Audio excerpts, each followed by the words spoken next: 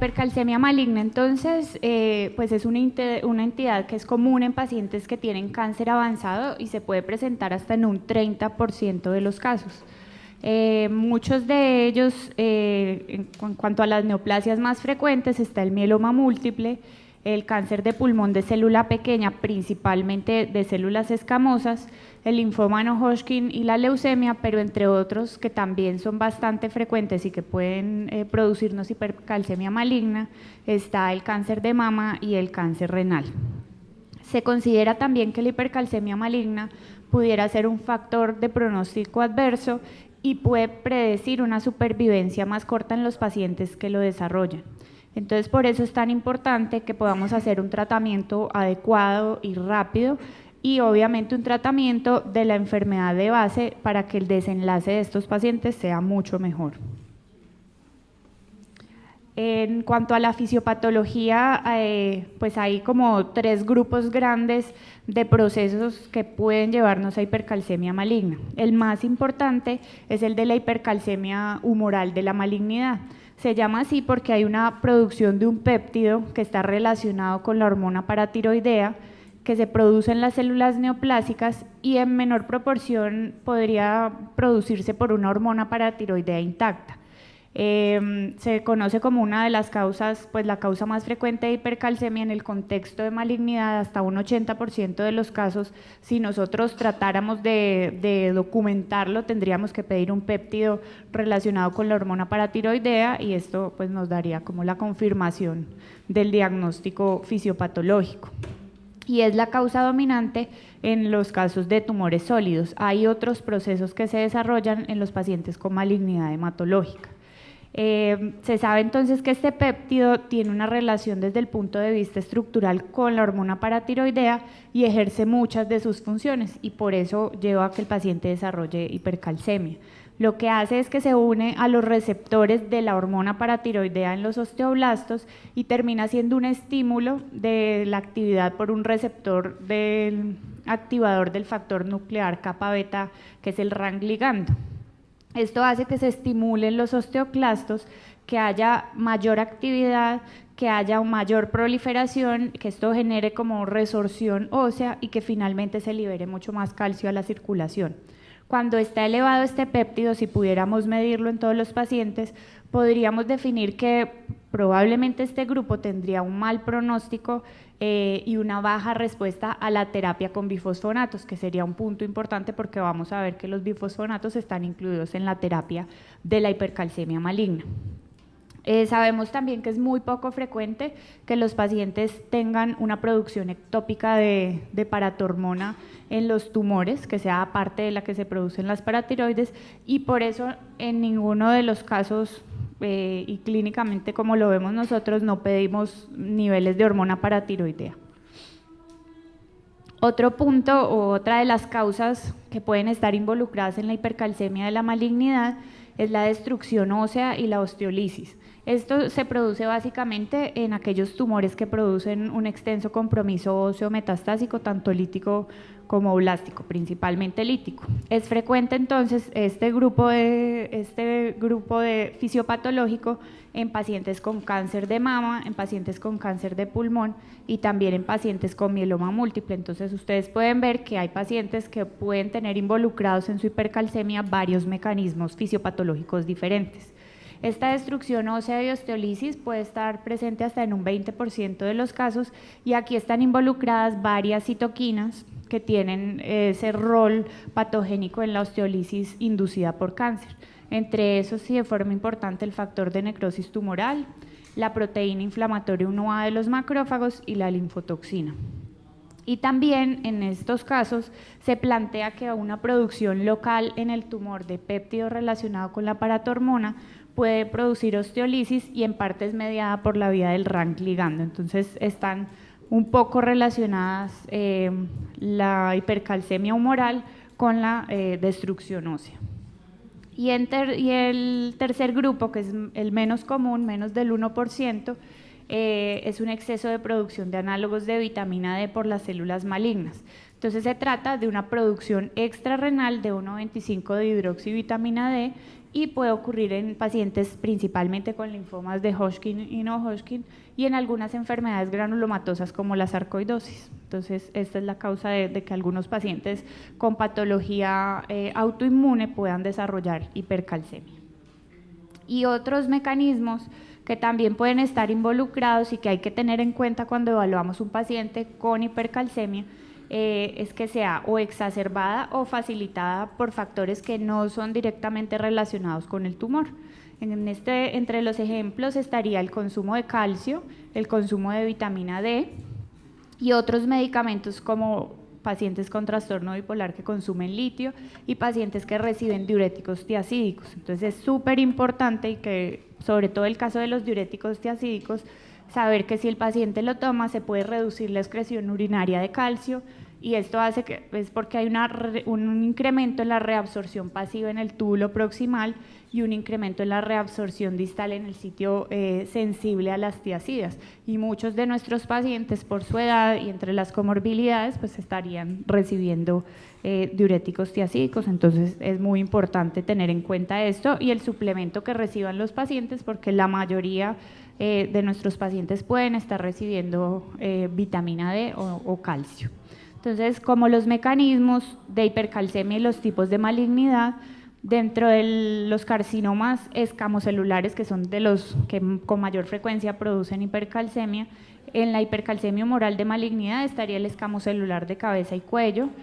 carcinoma escamocelular de esófago, carcinoma escamocelular de cérvix y de pulmón, y entre los otros que les había mencionado, los carcinomas renales son frecuentemente relacionados con hipercalcemia y debemos estar siempre muy atentos en este grupo de pacientes y tratar de hacer como una especie de tamizaje, por lo menos siempre medirles niveles de albúmina y calcio a estos grupos de pacientes para poder detectar hipercalcemias malignas que pueden pasar asintomáticas. También tumores de ovario en menor frecuencia. Los tumores de mama sí lo hacen con una frecuencia importante porque hay compromiso óseo que puede ser tanto lítico como blástico y llevarnos a hipercalcemia. En menor frecuencia el endometrio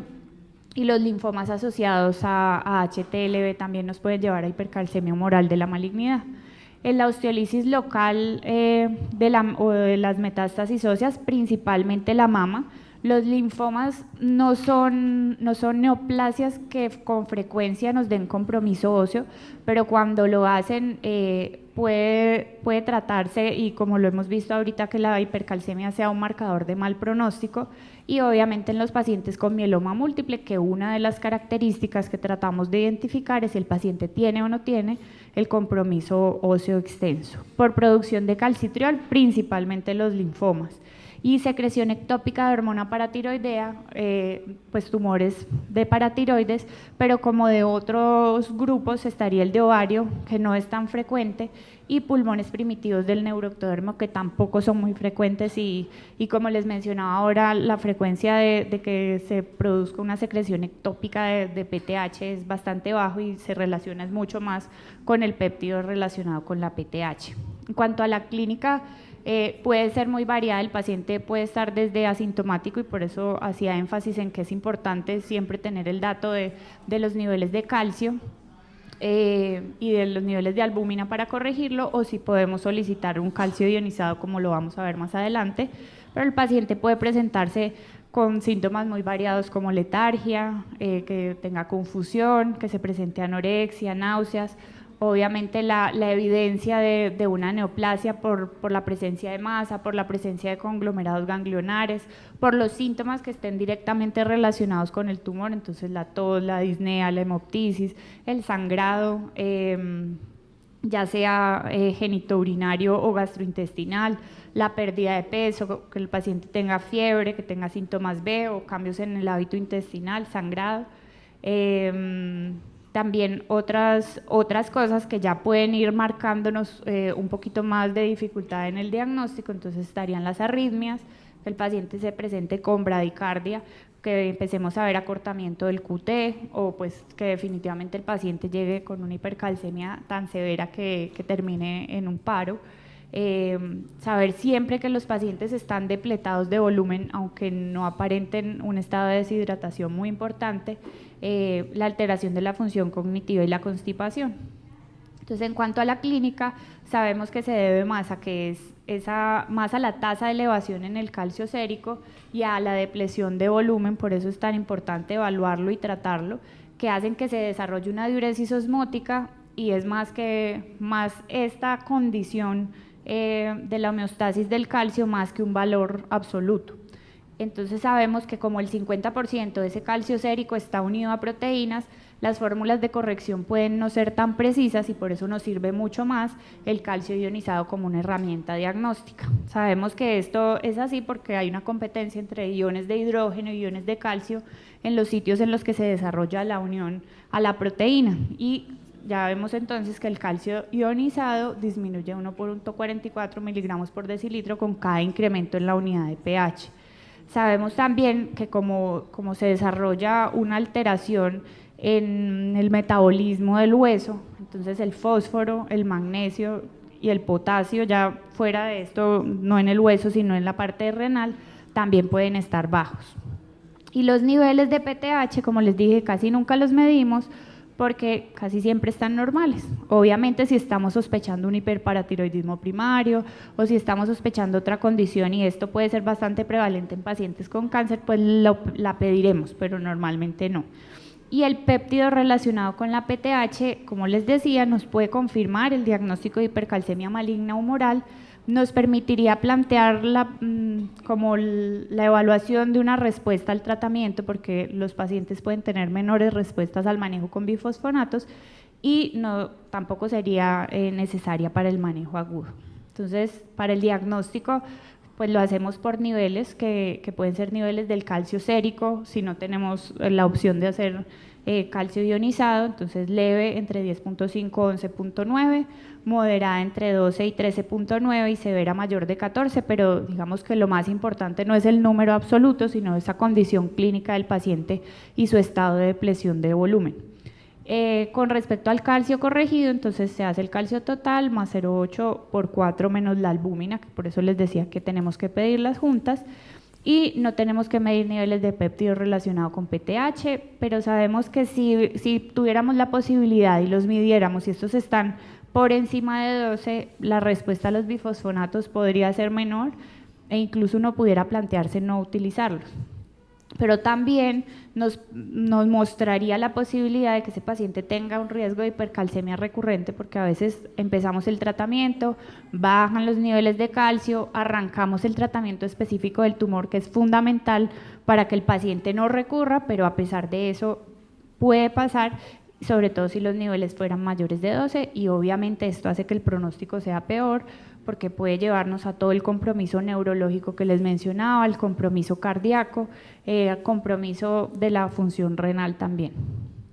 El tratamiento entonces debe ser iniciado lo más pronto posible para disminuir el riesgo de estas complicaciones que les mencionaba, siempre tener en cuenta si yo puedo ofrecer simultáneamente al tratamiento de la hipercalcemia el tratamiento específico del tumor que nos está causando toda esta alteración, y obviamente tener en cuenta el estado funcional de ese paciente, el deseo también que tiene respecto a la realización de maniobras invasivas, sobre todo pensando si el paciente ya tiene arritmias o si su estado hemodinámico está muy comprometido. Entonces, lo más importante y lo primero que hay que hacer es corregir el déficit de volemia, que calculado de forma aproximada puede ser entre 5 y 10 litros.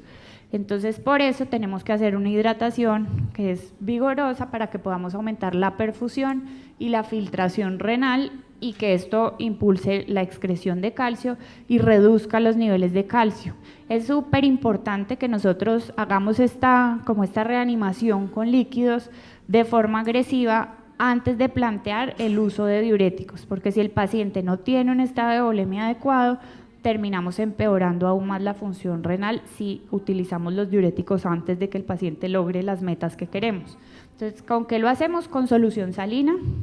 poner un bolo inicial de 1000 a 2000 centímetros cúbicos y luego mantenerlo entre 200 y hasta 500 centímetros cúbicos por hora, porque ya vimos que el déficit es muy grande. también tenemos que tener en cuenta el estado cardiovascular de ese paciente, su función renal y si nosotros podemos ser tan agresivos como quisiéramos en esa reanimación. Y lo que buscamos es que el gasto urinario se mantenga entre 100 a 150 centímetros cúbicos por hora, como les dije, hasta que logremos una estabilidad hemodinámica y si no tenemos contraindicaciones para el uso de los líquidos. Esta estrategia nos puede disminuir modestamente los niveles de calcio y 30% de los pacientes podrían llegar a niveles normales solo con el uso de esta medida. Entonces, no es una medida en la que tengamos como que desesperarnos porque de pronto el paciente no reduce rápidamente niveles de calcio, porque hasta una tercera parte puede lograr solo con esto una reducción y normalización de esos niveles de calcio. Entonces ya uno va guardando un poquito las otras estrategias dependiendo de cómo vaya siendo la evolución y cómo vaya siendo la respuesta al tratamiento con líquidos. Con respecto a los diuréticos, lo que les mencionaba, no lo recomendamos de entrada porque nos puede empeorar la hipovolemia y nos puede disminuir la excreción de calcio. Entonces, los diuréticos de ASA, que serían los que usaríamos, se daría solo en aquellos pacientes que tienen evidencia de sobrecarga de volumen. En cuanto a la calcitonina, nosotros realmente no la utilizamos, se encuentra entre las estrategias que recomiendan las guías, pero no lo usamos como en nuestro día a día. Sí puede disminuir los niveles de calcio al inhibir el osteoclasto directamente, que es el que está activado por el péptido relacionado con la PTH, y esto hace que aumente la excreción urinaria del calcio. El inicio de acción es rápido, pero el tema con la calcitonina es que puede haber taquifilaxia, ya sea con la primera dosis o si nosotros lo empezamos a hacer secuencial, y con algunos días de uso podríamos tener reacciones bastante severas. Es una administración subcutánea que sería pues fácil, no requiere ajuste de dosis en pacientes con falla renal, que también es importante porque muchos de nuestros pacientes pueden tener falla renal aguda asociada, pero como les digo, normalmente no es una estrategia que utilicemos. Con respecto a la hemodiálisis, va a estar indicada como en unos casos muy puntuales, y sería que el paciente esté con una falla cardíaca congestiva, que el paciente tenga una injuria renal severa, que veamos que la tasa de filtración calculada está entre 10 y 20 mililitros por minuto y que asociado a esto pues tengamos niveles muy elevados de calcio, que tengamos alteraciones electrocardiográficas o que tengamos simultáneamente también hipercalemia, acidosis y todos los otros criterios que nos llevarían a tomar la decisión de que el paciente tenga que estar en terapia de reemplazo renal. Y lo otro también es que tenga hallazgos neurológicos que sean clínicamente significativos, o los casos de hipercalcemia, que aquí sí pesa un poquito como un valor absoluto si el calcio está por encima de 18. Con respecto a los bifosfonatos, entonces se plantea que pueden ser la primera línea de tratamiento, pero como veíamos ahora, si el péptido relacionado con la PTH está por encima de 12, la respuesta podría no ser tan buena. Pero lo que se constituyen como unos análogos del pirofosfato, lo que va a hacer el ácido zoledrónico o el ácido andrónico es unirse a la hidroxiapatita e inhibir la disolución del cristal óseo y la resorción osteoclástica. Entonces es como frenar esa activación del osteoclasto que está generando el péptido. Y con respecto al calcio, entonces uno puede ver que después de la administración de cualquiera de estos medicamentos se van a disminuir los niveles después de 2 a 4 días. El punto máximo estaría alrededor de los 4 a 7 días, o sea que en la primera semana el paciente va a normalizar sus niveles de calcio, y esto se puede mantener hasta por 1 o a 4 semanas, pero puede ser menor el tiempo si se desarrolla una hipercalcemia recurrente, como lo mencionábamos ahora. Entonces, este tiempo nos da la posibilidad, estas 4 semanas, de que podamos iniciar un tratamiento antineoplásico específico y así de esta manera evitar la recurrencia. En este cuadrito tenemos un poquito el resumen y de qué es lo que vamos a utilizar con respecto a la solución salina, lo que les mencionaba, 250 a 500 centímetros cúbicos por hora de acuerdo al estado hemodinámico del paciente hasta que logremos euvolemia, y luego nos podemos bajar a 100, 150 centímetros cúbicos por hora hasta que logremos una represión de volumen y que el paciente tenga la meta de diuresis entre 100 y 150 centímetros cúbicos por hora. El pamidronato nosotros realmente no lo usamos mucho, usamos más ácido zoledrónico principalmente en pacientes con cáncer de próstata, en cáncer de mama. También usamos bastante el ácido ibandrónico y la dosis pues, del ácido zoledrónico sería de 4 miligramos y la dosis del ácido ibandrónico serían 6 miligramos. A veces pues tenemos una limitación con estos medicamentos si la depuración de creatinina está por debajo de 30 mililitros minuto, porque nos podría llevar a una hipocalcemia severa si no tenemos en cuenta ese cálculo de la filtración glomerular. Los esteroides los usaríamos principalmente si el paciente está debutando en el contexto de malignidad hematológica, como es el caso del mieloma, y en algunos otros casos en los que podemos dar terapia combinada con esteroides que nos permita mejorar el dolor y que nos permita utilizarlo como una profilaxis de las reacciones medicamentosas puntuales de la quimioterapia o de prevención de náusea y vómito. El denosumab, que también está mencionado en las guías, principalmente se está utilizando en cáncer de mama y también se reporta en las guías norteamericanas para el cáncer de próstata. Tiene la misma limitación, aunque en algunos estudios se planteaba que no importa que la depuración de creatinina sea menor de 30 mililitros por minuto, pero estos pacientes con denosumab pueden hacer hipocalcemias mucho más severas que cuando utilizamos los bifosfonatos. Y la furosemida solo con los pacientes con sobrecarga de volumen o cuando nosotros ya tenemos muy bien hidratado el paciente y queremos reforzar un poco pues la excreción de calcio y si queremos también a veces transformar una falla renal de oligúrica a poliúrica.